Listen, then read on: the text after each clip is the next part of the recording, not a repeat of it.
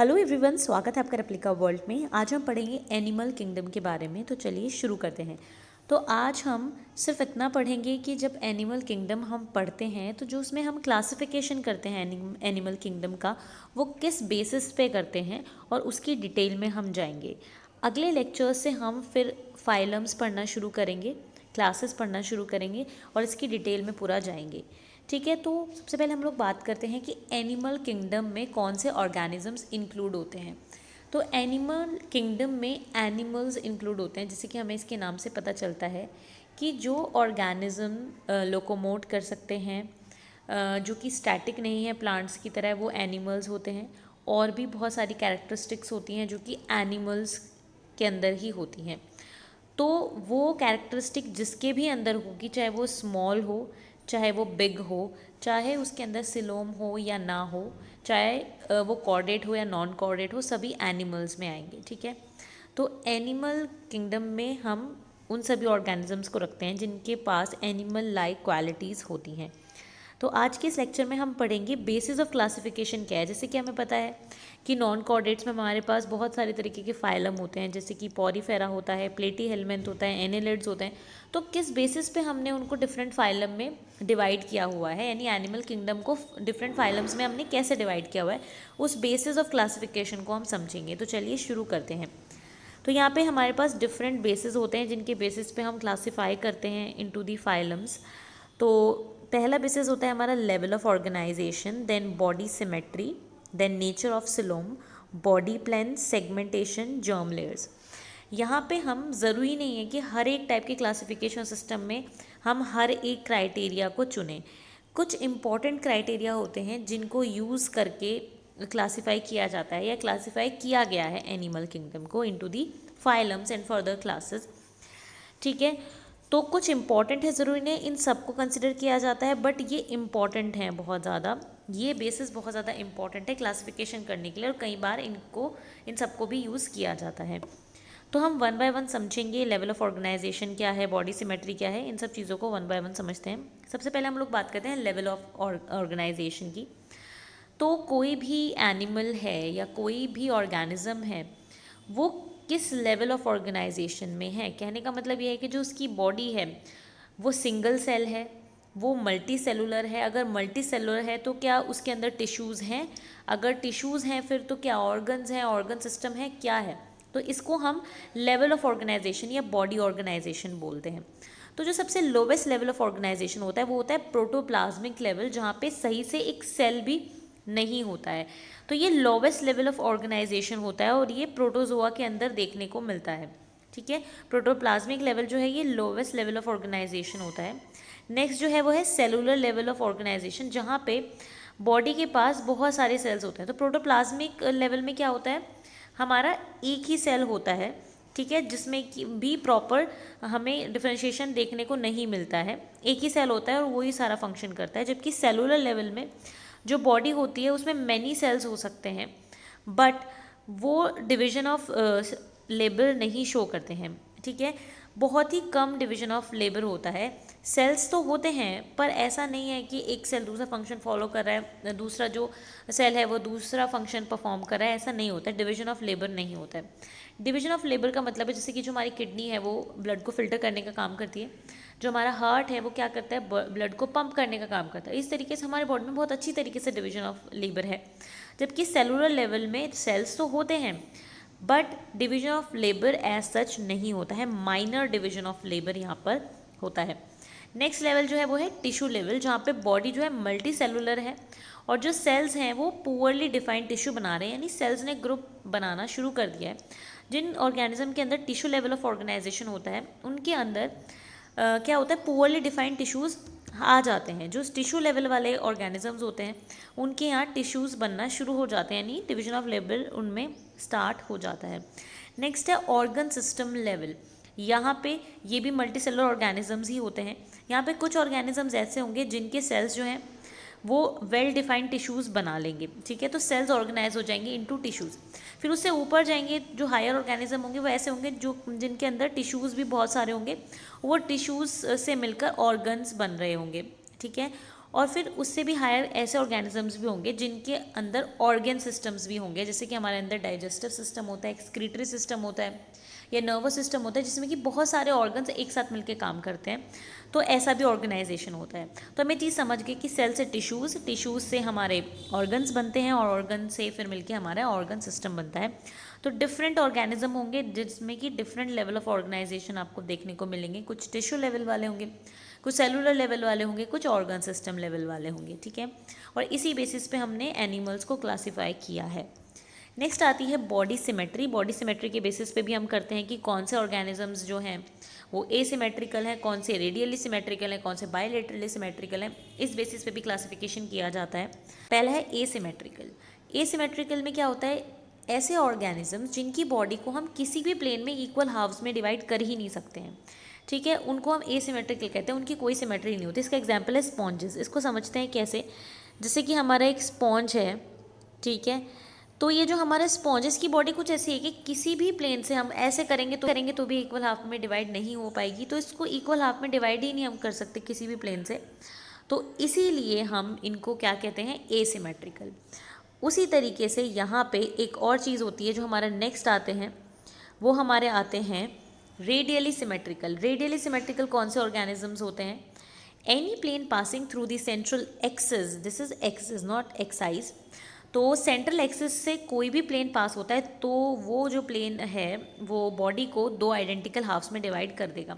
इसका एग्जाम्पल है सिलेंट्रेट, स्टीनोफोरा और इकाइनोडर्म्स। इसका बहुत अच्छा एग्जाम्पल हम समझ सकते हैं स्टारफिश से। तो जो हमारी स्टारफिश होती है, हमें पता है कि उसका स्ट्रक्चर कुछ इस तरीके का होता है। तो हम किसी भी प्लेन से इसको डिवाइड करेंगे तो ये इक्वल हाफ में डिवाइड हो जाएगी। दोनों जो इसके फेजेस हैं, ये वाला एक जैसे दिखेंगे। ऐसे करेंगे तो ये वाला और ये वाला एक जैसे दिखेंगे। तो क्योंकि हम किसी भी प्लेन से इसको डिवाइड कर पा रहे हैं तो इनको हम रेडियली सिमेट्रिकल ऑर्गेनिजम्स बोलते हैं। इनकी सिमेट्री रेडियल सिमेट्री होती है। नेक्स्ट जो है हमारी वो है बायलेटरल सिमेट्री। यहाँ पे body can be divided into identical left and right half only in one plane. ऐसे ऑर्गेनिज्म जिनको सिर्फ एक प्लेन से ही हम टू हाफ्स में डिवाइड कर सकते हैं उनको हम बायलेटरली सिमेट्रिकल बोलते हैं। एग्जाम्पल हम लोग भी बायलेटरली सिमेट्रिकल हैं। एग्जाम्पल है एनिलिड्स, ऑर्थोपोड्स और भी एग्जाम्पल्स हैं। जैसे कि अगर हम बात करें अपनी, तो हम लोगों को भी हम ऐसे ही डिवाइड नहीं कर सकते हैं, ऊपर नीचे से डिवाइड नहीं कर सकते, हमें साइडवेज डिवाइड करना पड़ेगा। तो हम लोग क्या है, बायलेटरली सिमेट्रिकल हैं। जैसे कि एक पर्सन की बॉडी है, मान लीजिए उसका सर है, ये हाथ पैर हैं उसके, तो यहाँ पे हम उनको ऐसे डिवाइड नहीं कर सकते ना। ऐसे डिवाइड करेंगे तो क्या होगा, सर वाला हिस्सा अलग हो जाएगा, ये अलग हो जाएगा, तो ये तो इक्वल हाफ्स नहीं है ना, ठीक है। तो हम अपने आप को ऐसे डिवाइड नहीं कर सकते। हम अगर डिवाइड करना चाहिए ह्यूमन बींग्स को तो हम ये मिडिल वाला लेंगे, तो राइट हाफ और लेफ्ट हाफ हमें मिलेगा, ठीक है। तो इसका मतलब ये है कि हम बायलेटरली सिमेट्रिकल हैं। इसके अलावा एनिलिड्स और ऑर्थोपोड्स में भी सेम चीज़ है। आपने देखा होगा जैसे कि एक इंसेक्ट है, हम इसको ऐसे डिवाइड करेंगे तो ये वाला हिस्सा इसके इक्वल तो नहीं होगा ना, बट अगर हम इसको बीच में से ऐसे डिवाइड करें तो ये वाला हिस्सा इसके जैसा होगा बिल्कुल। तो यहाँ पे बायलेटरल सिमेट्री आपको देखने को मिलती है, ठीक है। तो ये होती है हमारी बायलेटरल सिमेट्री। नेक्स्ट हम बात करते हैं जर्म लेयर्स के बारे में। तो हमें पता है कि हमारे पास जर्म लेयर्स होती हैं, एक्टोडर्म, एंडोडर्म, मीजोडर्म, ठीक है। तो कितनी जर्म लेयर्स हैं, इसके बेसिस पर भी ऑर्गेनिजम्स को हम क्लासीफाई करते हैं। जैसे कि एक होता है हमारा डिप्लोब्लास्टिक। तो डिप्लोब्लास्टिक जो होते हैं एनिमल्स, उनके जो सेल्स होते हैं वो दो एम्ब्रियोनिक लेयर्स में अरेंज्ड होते हैं into external ectoderm and an internal endoderm. उनके पास से दो लेयर्स होती हैं, एक्सटर्नल एक्टोडर्म, बाहर वाली एक्टोडर्म, और अंदर वाली एंडोडर्म। उनके पास कोई भी मीजोडर्म नहीं होती है, पर एक्टोडर्म और एंडोडर्म के बीच में एक अनडिफ्रेंशिएटेड लेयर होती है जिसको हम मीजोग्ली बोलते हैं, ठीक है। तो ये मिडिल लेयर नहीं होती है बट अनडिफ्रेंशिएटेड होती है, हम इसको सेलुलर लेयर नहीं कह सकते हैं, ठीक है। इसलिए ये डिप्लोब्लास्टिक होता है क्योंकि इनके पास से दो लेयर्स होते हैं, एक्टोडर्म एंड एंडोडर्म। इसका एग्जाम्पल है सिलेंट्रेट्स। नेक्स्ट है ट्रिप्लोब्लास्टिक, ऐसे एनिमल्स जिनके पास तीन जर्मिनल लेयर्स होती हैं, एक्टोडर्म देन एंडोडर्म, और इन दोनों के बीच में हमारी मीजोडर्म होती है, यानी कि एक्टोडर्म, मीजोडर्म एंड एंडोडर्म, तीनों लेयर्स अगर होंगी तो वो ट्रिप्लोब्लास्टिक होंगे। प्लेटीहेल्मिन्थेस से लेके जितने भी कॉर्डेट्स हैं वो सभी क्या है, हमारे ट्रिप्लोब्लास्टिक हैं। नेक्स्ट हमारा आता है सिलोम। तो सिलोम क्या होता है, सिलोम होती है हमारी एक बॉडी कैविटी, ठीक है। बॉडी वॉल और गट वॉल के बीच में एक खाली स्पेस, एक कैविटी होती है जिसको हम सिलोम कहते हैं। और सिलोम बहुत इंपॉर्टेंट है क्लासिफिकेशन के लिए। क्लासिफिकेशन में हम इस क्राइटेरिया का यूज़ ज़रूर करते हैं कि किन ऑर्गेनिज्म के पास सिलोम है और किन के पास सिलोम नहीं है। ठीक है। तो जो हमारी बॉडी कैविटी की अगर हम बात करें, तो अगर हमारी बॉडी कैविटी लाइंड है बाय अ मेसोडर्म, ठीक है, तो हम उसको सिलोम कहते हैं। अगर सिंपल भाषा में कहें तो हमारी गट वॉल और बॉडी वॉल के बीच में अगर एक कैविटी है जो कि लाइंड है बहुत अच्छी तरीके से मेसोडर्म से, तो हम उसको सिलोम कहेंगे। ठीक है। ऐसे ऑर्गेनिज्म जिनके पास ट्रू सिलोम होती है उनको हम सिलोमेट्स कहते हैं। इसका एग्जाम्पल है annelids, mollusc, arthropoda, echinoderms, hemichordates and chordates.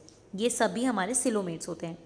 ऐसे एनिमल्स जिनके पास सिलोम नहीं होती है, बॉडी कैविटी नहीं होती है, उनको हम क्या बोलते हैं? एसिलोमेट्स बोलते हैं। इसका एग्जाम्पल है प्लेटीहेल्मिन्थीज।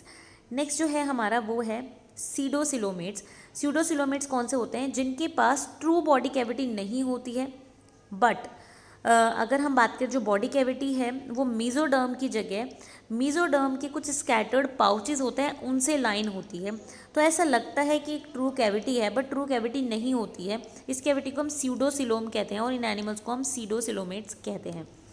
ठीक है। ये बात हो गई हमारी बॉडी कैविटी की। नेक्स्ट है हमारा सेगमेंटेशन। सेगमेंटेशन का मतलब ये होता है कि बॉडी सेगमेंट्स में डिवाइडेड होती है। जैसे कि आपने देखा ही होगा लीच की अगर हम बात करें हीरोडेनेरिया, तो उसकी बॉडी में आप देखते हैं कि ऐसे सेगमेंटेशंस होते हैं, वो सेगमेंट्स में डिवाइडेड होती है। ठीक है। इसको हम सेगमेंटेशन कहते हैं। सेगमेंटेशन में भी हम दो टाइप पढ़ सकते हैं, एक ट्रू सेगमेंटेशन होता है और एक फॉल्स सेगमेंटेशन होता है। ट्रू सेगमेंटेशन को हम मेटामेरिक सेगमेंटेशन भी कहते हैं। यहाँ पे बॉडी जो है इन सेगमेंट्स के थ्रू एक्सटर्नली भी डिवाइडेड होती है और इंटरनली भी डिवाइड होती है। कहने का मतलब ये है कि अगर हम एनालिट्स की बात करें तो बाहर जो सेगमेंट है अगर, तो वो सेगमेंट अंदर भी है। ठीक है। मतलब उस सेगमेंट्स बॉडी इंटरनली भी डिवाइडेड है उस सेगमेंट से। मान लीजिए कि ये फर्स्ट सेगमेंट है कैनेलिड का, तो अंदर भी ये एक अलग सेगमेंट होगा बॉडी का। ऐसा नहीं है कि बॉडी सिर्फ बाहर बाहर से डिवाइडेड है। ठीक है। तो यहाँ पे जो ट्रू सेगमेंटेशन शो करते हैं ऑर्गेनिज्म, उनकी बॉडी एक्सटर्नली इंटरनली दोनों तरीके से नंबर ऑफ सेगमेंट्स में डिवाइडेड होती है। इन सेगमेंट्स को हम मेटामर्स कहते हैं, इसलिए इस सेगमेंटेशन को हम मेटामेरिक सेगमेंटेशन या ट्रू सेगमेंटेशन कहते हैं। इस टाइप के एनिमल्स का एग्जांपल है एनिलिड्स, इनमें ट्रू सेगमेंटेशन होता है। दूसरे हमारे स्यूडो मेटामेरिज्म यानी कि फॉल्स सेगमेंटेशन। ये हमारे इसका अच्छा एग्जाम्पल है टेप वॉर्म। यहाँ पे जो प्रोग्लोटिड्स हैं या जो सेगमेंट्स हैं वो हमारे नेक से बड होते हैं।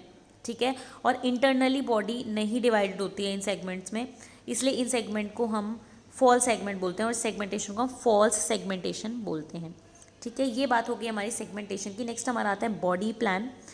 तो जो हमारे जितने भी ऑर्गेनिजम्स हैं या जितने भी एनिमल्स हैं, स्पेशली हम बात करें एनिमल्स की, क्योंकि तो जितने भी एनिमल्स हैं वो डिफरेंट बॉडी प्लान शो करते हैं, उनके बारे में हम बात करते हैं। पहले टाइप का प्लान होता है सेल एग्रीगेट प्लान। ऐसे बहुत सारे ऑर्गेनिज्म होंगे जिनकी बॉडी में क्लस्टर ऑफ सेल्स होते हैं, यानी सेल्स एक साथ एग्रीगेटेड होते हैं और कोई डिफ्रेंशिएशन नहीं होता। बहुत ही कम रूडिमेंट्री, बहुत ही हम कह सकते हैं कम डिफ्रेंशिएशन होता है, बस सेल्स के ग्रुप्स होते हैं।